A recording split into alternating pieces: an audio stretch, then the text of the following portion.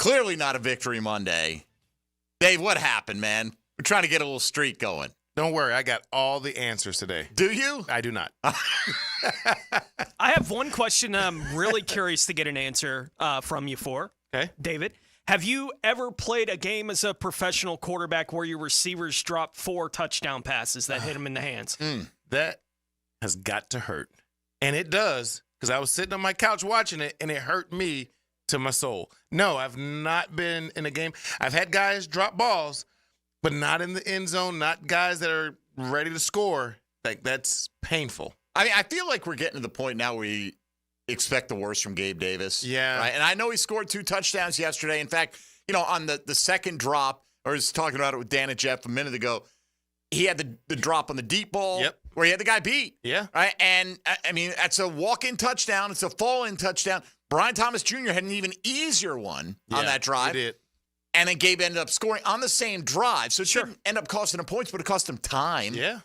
And it just more negative thoughts that are getting in your head. First drive, you get a 3 and out, boom, we go down the field, set it up, touchdown. We can't catch the ball that hits us in the chest. And he was doing that too often yesterday. And those sneaky little late touchdowns, like, nobody cares about that. You got to do it when it, Yeah, the people who care about that, he's on their bench, okay, at this point. Exactly. So you know who those people are that I'm talking about, which, by the way, let me own it, lost the Breakfast Bowl this week. Yeah. I'll be buying. We don't focus on the Breakfast Bowl when the Jags lose because we got a lot of other things to focus on. But I want to not duck my responsibilities. There will be a fat, lukewarm bowl of gruel for each of the fellas coming up on Thursday. So Jags fall 35-16. You want to point a finger, it's going to be in the direction of somebody who didn't get the job done yesterday. And again, I don't put this all on Trevor Lawerence. When the team's dropping touchdowns left and right on you, could Trevor have done better? Sure, he could have, but I don't think he was anywhere close to the most glaring issue that they had yesterday. Ronald Darby, what in the world? Just the defense as a whole. Yeah. Letting Caleb Williams in. And I get it. Caleb Williams has had a couple of big games this year already. You let a rookie come in, and DJ Moore did almost nothing yesterday, and you still let Caleb Williams throw 4 touchdowns. I mean, no one even glanced in Cole Kmet's direction in the first half, it felt like. No, it was one of those games, Dave, where we can talk about the 4 drop touchdowns, and they happened. Yeah. Right? Like, those things happen in that game. I think it comes out of it, though. You watch Caleb Williams, 4 touchdowns, 1 interception, and everyone comes out and it's like, why couldn't Trevor have that kind of day? He did. His guys let him down from having that kind of day in the game yesterday. Now, what we don't know is what would have happened in the game if they had caught all those opportunities and turned up the heat on the Bears in the third and fourth quarter, because they certainly didn't do anything to put any pressure on the Bears in the fourth quarter of that football game. They could have had a situation where they were having that kind of opportunity, and we'll see what Caleb does in that. And with the way the defense was playing, I expect the result of the game would have been the same. I think the Bears were going to win that game, even if they had made those plays. But their letdowns on offense put them in a position where there was never any pressure on Caleb Williams at any point in the second half of that football game to have to go make a play. It was easy. They were playing 7-on-7. For the whole second half of a football game. That the defense, we're 6 games into this with Nielsen, and we're still having these kind of issues in the secondary where they're basically running training camp practice on the Jacksonville Jaguars week to week. I don't know how that gets fixed. You can't bring anybody else in. Whatever answers you have are in the building, and it may just be a room full of no answers. Well, and this was going to be a game. If it was going to be a game, it was going to be a game where the offense had to keep up or go make plays along with the Bears. Like, our defense is not really coming to stop you today. So offensively, we're going to have to go make plays. But when we have multiple 3-and-outs in the first half, like, where did we go in the second quarter? What happened to the team? Nobody did anything. We allowed them to make all these plays. We get into the third quarter where there is still a chance, but we don't want to do anything to try to make this a tight game. And when we do get a score or we do move the ball, they go right back down the field. We let Caleb Williams, who we had dead to rights quite a few times, guys, and our defense continued to have these whatever mistake penalties, giving their drives more chance, and then it gave them so much of a chance that they still went down and scored on multiple times where we were off the field. Bro, the same drive, right? You Yeah. cut it to 21-10. Now, granted, you're still down by 11. You right? are. And you're not the better team on this day. But it's 3rd and 8. Sack, Trayvon Walker, get him off the field. Tony, if Trayvon has that play, that's a good game, right? I mean, that's kind of how we judge defensive ends, right? If you make that one big play, it's a good game. Whether that's fair or not, right? Because you're going to average 17 sacks if you get one every week. Yep. But that's a big play and a big moment. When they needed it as badly as they needed it at any point in the worst way. Devon Hamilton couldn't get off the field. Oh, okay, all right. It's 3rd and 3. We stop him again. Yeah, I know. Defensive holding. Oh. That's okay because it's 3rd down again on the same drive. We stop him again.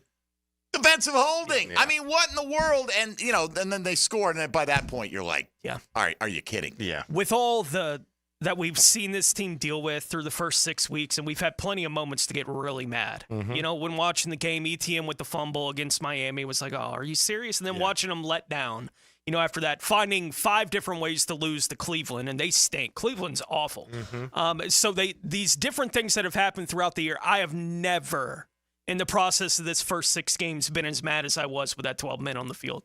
Yeah. I was ready. I'm glad I didn't have anything to throw at the TV in the room where I was at, because I would have been tempted to.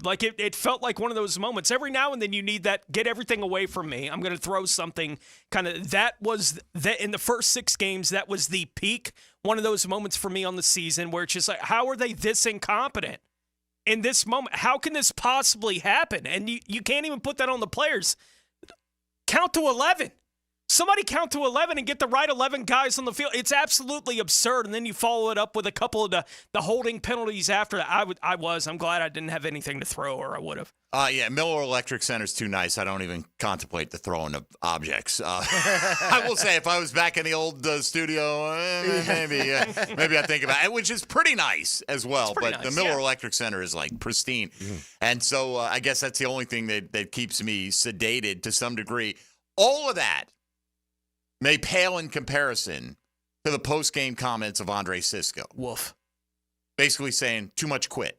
A lot of guys quitting out here. And we will get to those coming up after the first break here. We'll play those if you haven't heard them. I was speaking with Brent Martineau after the game and just laid it out there. When you hear the play, I am loath to talk about players quitting, not giving effort. There's sometimes you can see a guy's jogging, right? Yeah. And things like that, Dave. But they're professional athletes. You work so hard to get to that position. Do I think most of those guys have a lot of quit in them? No, I don't. But there are instances, and when it's, the call's coming from inside the house. When Andre Cisco is pointing the finger, and he said, hey, you can include me in this, when one of your teammates is saying, I'm seeing way too much quit out there in week 6, I don't know how you bring that back. I don't know how you come back from that at this point in time. I don't either. Maybe it's a wake-up call, but you would think 1 and 4 would be a wake-up call. So. I mean, right. How many losses do you need before it's a wake-up? I mean, wake up. You're 1 and 5. You're out of it. Yeah.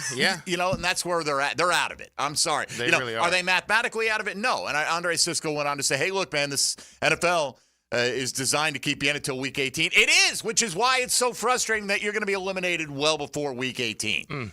In all honesty, look, I love covering Jaguar football. Yeah. I love Jaguar football. It's way more fun when they're better. It is. This is not as fun as it could be. This is not fun. Yeah. But it's, again, I'm not looking to quit my job anytime soon. It's just, we're trying to find, how do we end up in the same place, David? Over year after year, seemingly after year. Okay, you get a couple or 2-year respite from that. Mm-hmm. Right back in it. We're going to throw it. And there's no, we're going to ease our way back down. Now we're going to go right to the bottom. Slam right into it. Somebody took the water out of the pool, and we dove in. Head first. Head first. Unbelievable. All right. Andre Cisco was talking with Brent Martineau of Action Sports over in London, and started out with this comment about seeing a lot of quit. I don't know. I just felt like it was, how should I say this? A lot of quit. And, I don't know, just, last line of defense, in a situation like that, you can feel when we're playing as one and when we're not. And felt very early in the game, kind of once things kind of maybe at a halftime, that we weren't playing as one.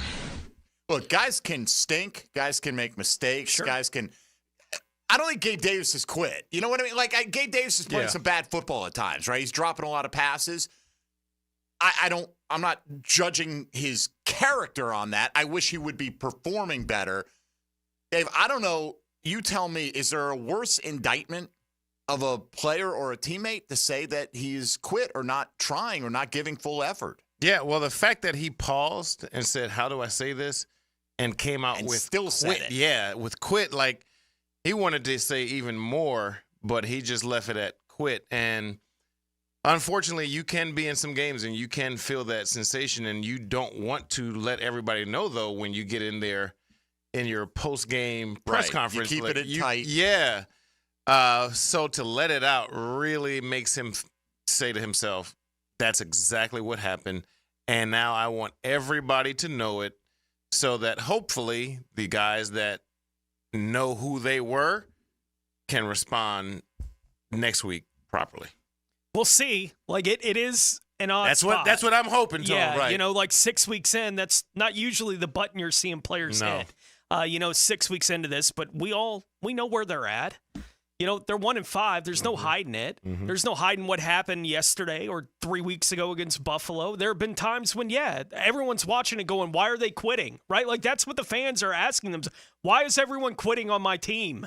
You know, from a fan perspective, you don't see players say it quite that bluntly, basically ever, till you get to the end of a year and it's like, all right, we're all just playing out the rope, whatever that is. It's weird to see it 6 weeks in, but Andre Cisco was also asked, okay, saw a lot of quit. How do you fix it? There's still 11 weeks left in this season. Next Sunday, like I'm at the point personally. I just feel like, practice is great. We come to practice like hard hats every day. Guys are in meetings, attentive. Like, it's not a scheduled thing, practice thing. It's like, bro, on Sunday, it's like when it counts.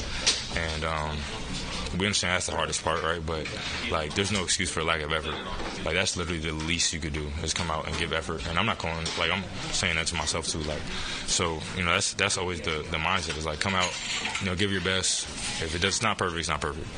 But, I think, watching the film, we'll see what it was. And I don't want to absolve the coaching staff because there's blame to go around. Yeah. Right? I mean, everyone can grab a piece of this blame if they'd like. But Doug Pederson said after the game, at various points, either in the presser or with Bucky Brooks on the postgame, that we're having these great practices. I feel like these guys are ready. And then it's just not going from there to game day. And I feel like Cisco is echoing that. He's like, hey, it's not practice. It's not the what we're doing, the routine, the schedule that we're on. Everything's good. Then we get out there, and where's the effort? And which is mind-boggling. And I'm not saying coaches don't have a responsibility to get the best effort out of their players, but at some point we all got to look in the mirror and go, no matter what my boss is doing, I got to decide, am I a professional? Am I giving my best effort because I want to support my teammates, want to put myself in the best light? I don't know. Very disappointing. Hey, Mia here, and thanks so much for watching 1010XL Jaguars. For even more coverage of the Big Cats, be sure to subscribe to 1010XL Jaguars.